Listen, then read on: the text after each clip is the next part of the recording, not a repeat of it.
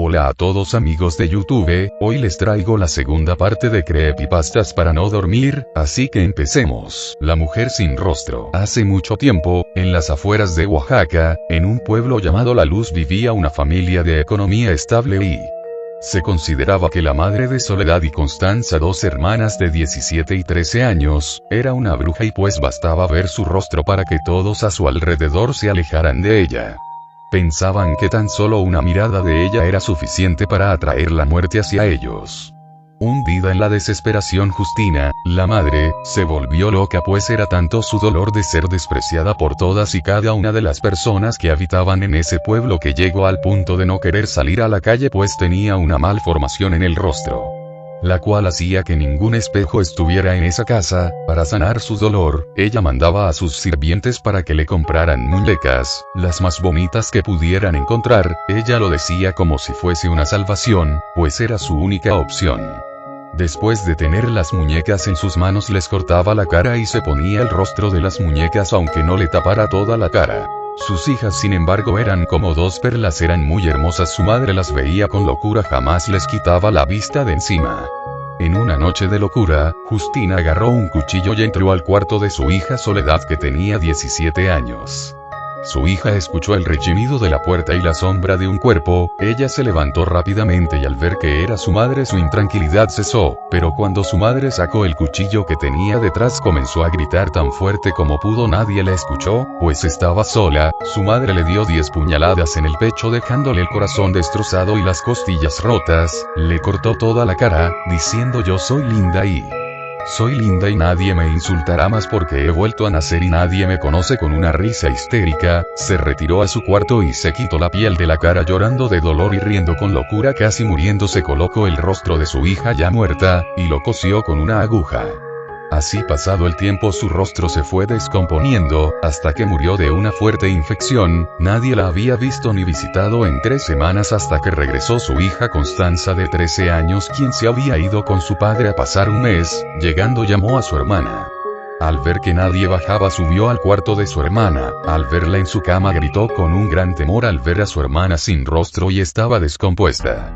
Corrió al cuarto de su mamá, no podía creer lo que estaba viendo, el rostro de su hermana en la cara de su madre ya muerta. Salió corriendo de ahí. Jamás nadie volvió a saber de ella en el pueblo. Pero en 1952 se capturó a una mujer que al parecer era una asesina que ejecutaba mujeres para quitarles el rostro y fue internada en una cárcel. Al ver que no era cuerda la transfirieron a un manicomio y allí se suicidó aventándose de una ventana y lo que ahora es un edificio de departamentos. Se dice que aún se escucha la voz de aquella mujer diciendo mi hermana necesita un rostro. ¿Sabes por qué? Porque mi madre se lo quitó. Después de terminar cada palabra se escucha una risa macabra. Hasta entonces nadie habita ese departamento pues ese departamento ahora es el 4 y todo empezó por las burlas de las personas. Paola y Paula. Esta es la historia de dos hermanas de 17 y 18 años respectivamente, de nombre Paola, la de 16 y Paula, la de 17. Esto ocurrió en San Carlos, región del Biobío hace ya bastantes años atrás. La de 17 era de las dos la que más llamaba la atención porque era la más bonita de las hermanas, pero por sobre todo los hombres de la época se fijaban en los bellos ojos azules que tenía Paola. Con el paso del tiempo más era la belleza de Paola que su hermana, algo así como el patito feo de las dos. Comenzó a sentir envidia, una tremenda envidia por su hermana. A tanto llegó el odio hacia su hermana que comenzó de a poco a planear cómo podría quitarle el tesoro más preciado que tenía su hermana, los ojos. Aprovechando que se quedaba sola, Paula aprovechaba de planear lo que terminaría siendo algo muy macabro. Mientras pasaban los días comenzó a preparar el plan muy cuidadosamente sin que su hermana se diera cuenta, hasta que llegó aquel día.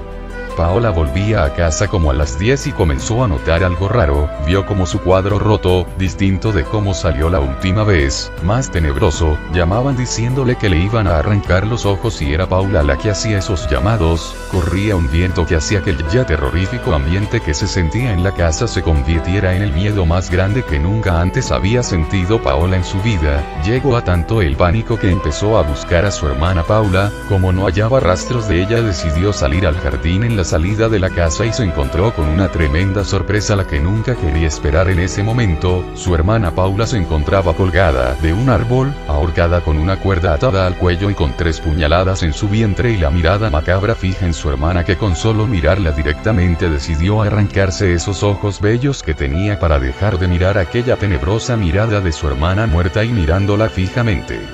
La sombra del supermercado. En Estados Unidos, existe un supermercado de juguetes. Haciendo una comparación, vendría siendo como Líder, tipo Jumbo, cosa así. Resulta que ese super cierra como todas las noches a las 10 p.m. Y algunas personas que se quedan después de esa hora aseguran ver en un pasillo, viendo cómo empezaban de una manera muy extraña a caer de a uno los juguetes de un lado de ese pasillo, como si alguien pasara una mano en ese pasillo y de manera que pasaba esa mano los juguetes caían. Este fenómeno ocurría cada cierto tiempo en ese mismo lugar, mismo pasillo y después de la hora de cierre del supermercado. Un día comenzaron a especular cuál era la razón de tal raro fenómeno. La gente del supermercado, impactados con ciertas actividades paranormales, se le podría decir, llamaron a los medios de comunicación indicándoles la hora, el lugar y lo que ocurría en ese pasillo. Llegó ese día donde habían sido citados algunos medios de comunicación y algunos expertos en el tema. Pusieron micrófonos, focos de luz en posiciones específicas para tratar de ver de quién se trataba y quién era el responsable. Luego de un rato comenzaron a ver una rara sombra proyectándose en los focos. Era muy borrosa, poco clara.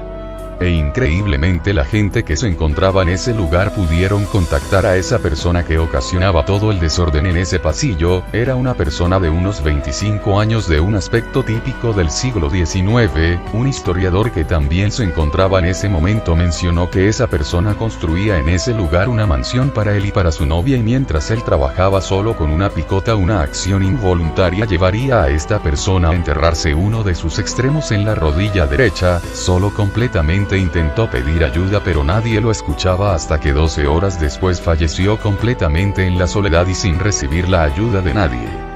Volviendo al tema del extraño fenómeno, este historiador logra comunicarse con el ser y este le dice que está buscando a su novia. Mediante la luz del foco se vislumbraba una sombra de un ser humano que no era ni del historiador, ni de los periodistas que estaban ahí, sino que era de esta persona. El historiador le dice que él está muerto y que nunca podrá encontrar a su novia por el motivo antes mencionado. Este ser comenzó a caer en llanto y seguía llorando más y más. Llegó el llanto a ser incontrolable por un momento, hasta que de repente aquella sombra que se veía en las luces de los focos desapareció y desde ese entonces no volvió a aparecer hasta el día de hoy. La niña del accidente. Una pareja vuelve a casa ya bien entrada la noche después de haber estado en una fiesta en casa de unos amigos. Viven en un pueblo alejado de la ciudad y para llegar a él tienen que recorrer una carretera que atraviesa un bosque. Atravesando el bosque, ven que hay un coche estrellado. El coche se ha empotrado en un árbol, pero al lado del coche hay una niña ensangrentada. Se detienen en el instante. La niña está muy pálida, debido al susto del accidente, piensa la pareja, y no llora ni nada. Cuando inspeccionan el interior del coche para ver qué tal están los ocupantes, advierten que el piloto y el copiloto están muertos, pero no parece que sea por el accidente solamente, ya que tiene una especie de corte en el cuello. Sospechando que los padres han sido asesinados por alguien y temiendo que esté cerca, meten a la niña corriendo en el coche y emprenden el viaje a toda velocidad hasta el pueblo, para avisar allí a la policía y que acuda al lugar de los hechos. La niña sigue sin hablar, debido suponen al estado de shock de todo lo que ha tenido que presenciar. El conductor va a toda velocidad, está deseando llegar y sentirse a salvo. El silencio en el coche es inmenso. Cuando se gira para tranquilizar a su mujer, la encuentra con los ojos en el vacío, la boca abierta y la garganta cortada. Mira por el retrovisor y ve a la pequeña chica sujetando un cuchillo lleno de sangre. La casa en el bosque. Un hombre fue de visita a otro pueblo, y para devolverse, tuvo que caminar por el bosque. Como no conocía bien aquellos lugares, se perdió entre la maleza. El hombre estaba muy preocupado porque ya se iba a hacer de noche. Entonces, encontró un claro y en él, una casita de madera. Tocó a la casa, pero nadie salió a abrirle. Entonces forzó la puerta, resultando esta abierta. La casa era de un solo cuarto, con extraños retratos de gente que parecía verlo con una horrible mirada. Todos los retratos parecían haber sido tomados en ese mismo bosque. El hombre fue rápido a la cama y se tapó para no ver los retratos que cada vez parecían más estarlo viendo. A la mañana siguiente, al hombre le dio curiosidad de ver si los retratos se veían igual de feos a la luz del día, pero resultó que en la casa no había ni un solo retrato, sino muchas ventanas al exterior. Bueno amigos, eso ha sido todo por hoy. Por favor denle me gusta y